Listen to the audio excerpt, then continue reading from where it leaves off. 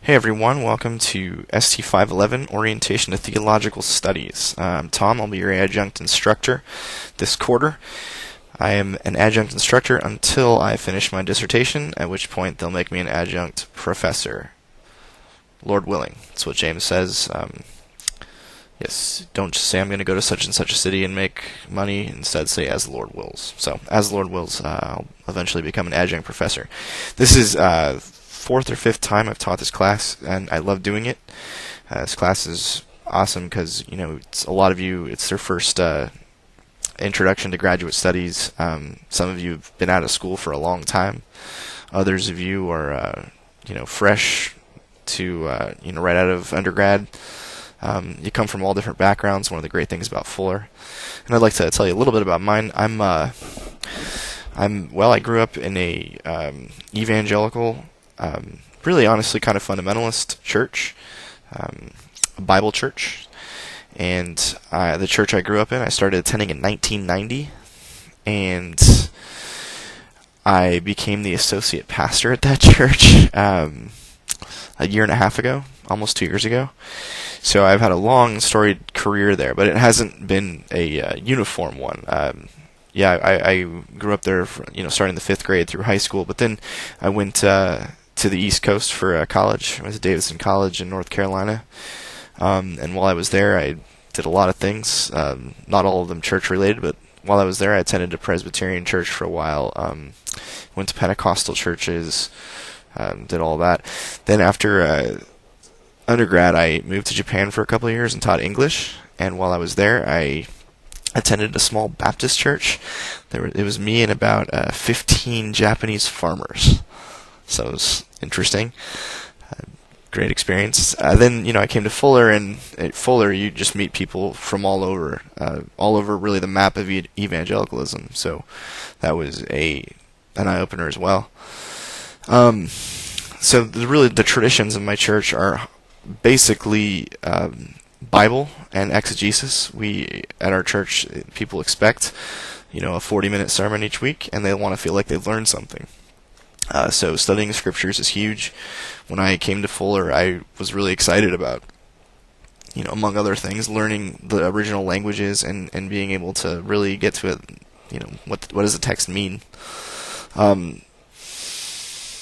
I also had a lot of questions about my faith because I just lived in a country which was less than 1% Christian, and yet everyone I knew was a better person than I was. So I had to make sense of who God was, or if God even existed. So there was that as well in the background. So I came to Fuller for a lot of things, but one of them was I wanted to learn Greek and Hebrew. So other sort of our church has a tradition really of it's a small church and has a tradition of family, of everyone sort of being involved in each other's lives.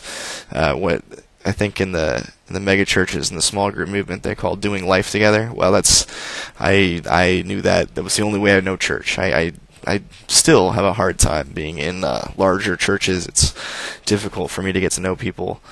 It's just not who I am.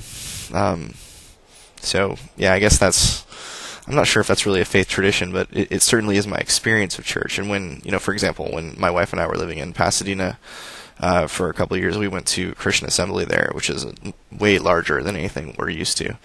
And it was, a wonderful place, and we absolutely adore that church. But it was really difficult. It was difficult. It's weird for us. It's not, we're small church people. So, those are really I'd say the major, I guess, faith traditions that sort of bounce around. When I grew up, my church is a part of what's called the Free Grace movement.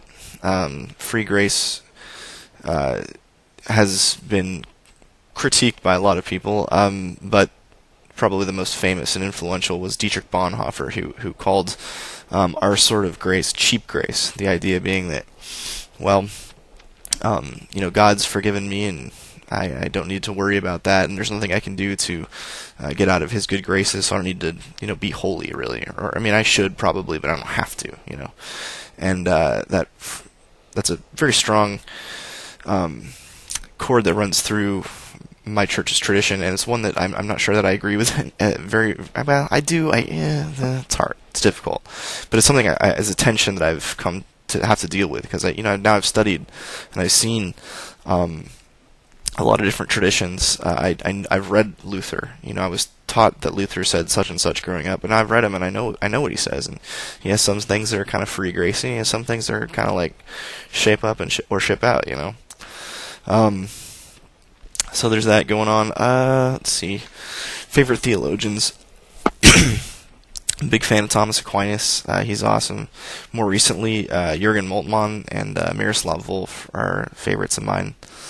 I still love the Bible, and yeah. So I guess that's me. I have a wife and 2 daughters, Alice and Olivia, and my wife's name is Erin. She's a special education teacher. She works with, well, I think people that Jesus was referring to, and he said the least of these. I mean, children who, for the most part, can't speak, who have extraordinary behaviors, really difficult cases, and she is a very patient, very loving person. I would someday like to be at least, half as holy as she is. So I think that's me. I think that's all you really need to know. If you have other questions, shoot me a video or a tweet or an email, and or you can post on the Moodle site. And yeah, that's Tom. All right, can't wait to get to meet you guys too. All right, bye.